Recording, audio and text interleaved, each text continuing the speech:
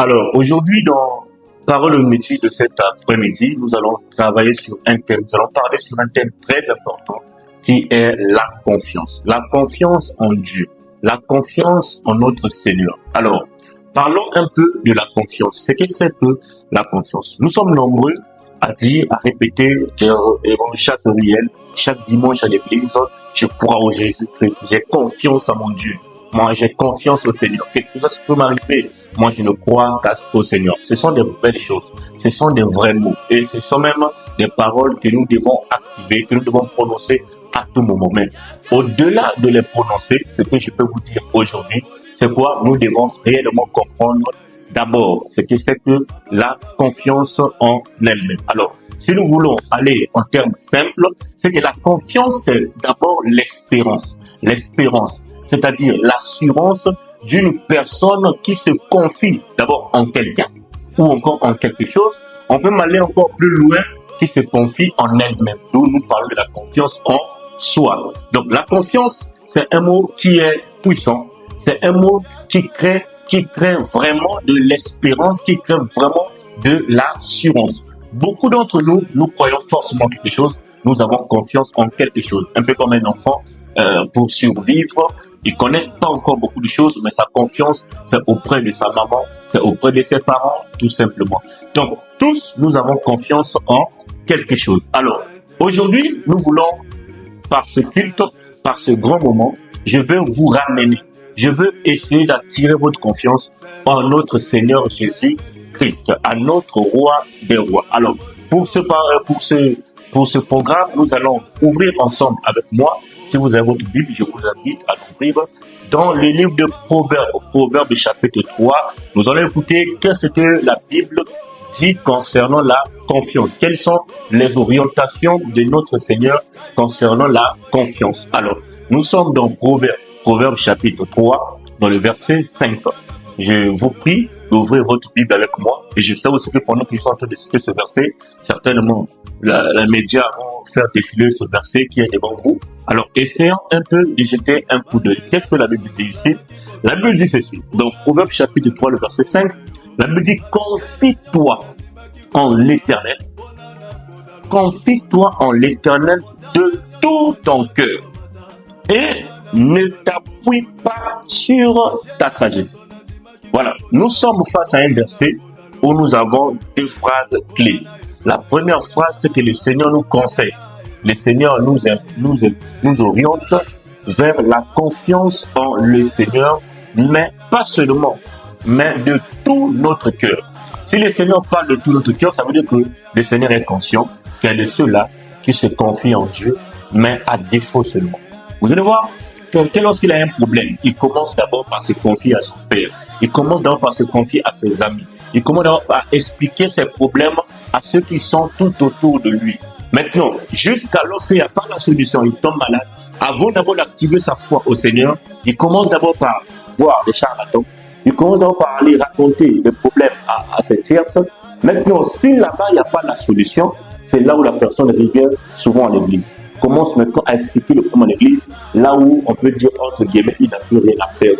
Parce que c'est le seul moyen qui lui reste. Sinon, il est déjà passé par l'hôpital pendant qu'il était malade. Le docteur n'a plus rien fait. Il est parti voir les féticheurs. Les féticheurs n'ont plus rien fait. Et il est parti voir toquer à toutes les maisons. Il est parti consulter partout, il n'y a pas de solution. Raison pour laquelle il décide finalement de revenir auprès de Jésus-Christ. Mais il vient en se disant, bon, de toutes les façons, je n'ai plus rien à perdre. C'est le seul moyen qui me reste. Donc par là, par cet exemple que je vais lui donner, nous comprenons ensemble que la personne-là n'a pas réellement confiance au Seigneur. Mais il est venu se confier à Dieu parce qu'il se sent obligé. Parce qu'il a essayé les voies qu'il connaissait, mais ça n'a pas donné. Et il vient maintenant se jeter au Seigneur. Alors, avant qu'on aille un peu plus loin, je vous pose la question de savoir, si tu m'écoutes maintenant, c'est que c'est de toi qu'il s'agit. Est-ce que tu n'es pas ce genre de cas? Est-ce que tu n'es pas ce genre de personne-là qui se confie en Dieu seulement lorsqu'il n'a plus d'autres moyens, il n'a plus d'autres choix? Est-ce que Dieu est réellement la première partie de ta vie? C'est là qu'on parle de la confiance en Dieu. Dieu veut que nous puissions le placer à la première place. Il ne doit pas être la seconde place. Il ne doit pas être un choix par défaut. bon, je suis obligé de me confier au Seigneur parce que je ne vois pas, je n'ai pas eu l'argent pour aller corrompre quelqu'un. Comme je n'ai pas l'argent pour corrompre quelqu'un, il y a un concours qui m'attend. Je suis obligé de gêner, je suis obligé de chercher le Seigneur dans ma vie. Peut-être, je suis en train de préparer un examen, mais je ne suis pas assez intelligent, je le sais très bien. Le seul moyen qui me reste, c'est gêner, c'est prier. Comme ça, peut-être que j'aurai mon examen. Ça veut dire quoi? Si tu étais intelligent, tu n'allais pas mettre le Seigneur devant.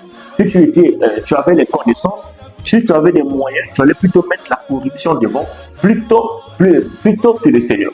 Alors, si c'est ton cas, je t'invite maintenant à revoir un peu ta position devant le Seigneur, parce que ça en vaut la peine, ça en vaut réellement la peine. C'est là où tu peux être appelé véritablement fils de Dieu, tu peux être appelé véritablement ami de Dieu seulement si tu as d'abord confiance en Dieu avant la corruption, si tu as d'abord confiance en Dieu avant le mariage, si tu as d'abord confiance en Dieu avant même de te mêler à autre chose. Voilà pourquoi le Seigneur insiste là, confie-toi en l'Éternel de tout ton cœur, pas à 50%, pas à 10%, mais de tout ton cœur, de tout ton cœur. Tu dois condamner ton cœur au Seigneur Jésus-Christ. Tu dois te confier totalement à Jésus-Christ, pas à moitié.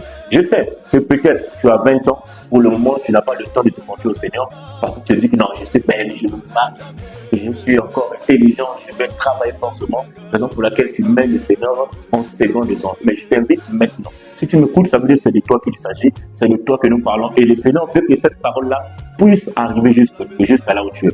Et ce qui me plaît encore, c'est que si jusqu'à maintenant, tu es en train de poursuivre à nous écouter, cela prouve que tu es chrétien. Cela prouve que le Seigneur même a attiré ton attention pendant cette prédication, pendant cette aide là où tu es, à revoir ta position, à essayer carrément de te confier au Seigneur Jésus-Christ de tout ton cœur. Alors, si c'est ton cas, je t'invite maintenant, si tu as essayé de faire semblant, Dieu n'a pas été ta première place, Dieu était souvent la seconde partie de ta vie, Dieu n'est jamais à la première ligne, ça veut dire qu'il y a un problème spirituel qui se passe de ton esprit.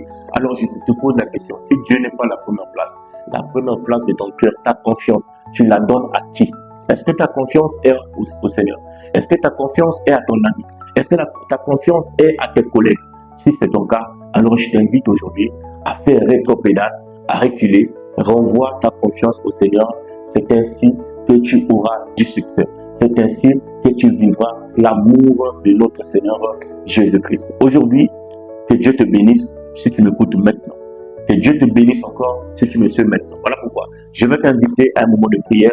Tu peux nous consulter en privé. Tu peux même nous rejoindre dans notre église pour ceux qui veulent qu'on se voie en face. En tout cas, tu peux commenter aussi pour nous montrer comment est-ce que ta confiance est envers le Seigneur ou bien comment. Alors que Dieu te bénisse. On se dit à demain pour la suite de notre programme Parole de midi. Que Dieu vous bénisse.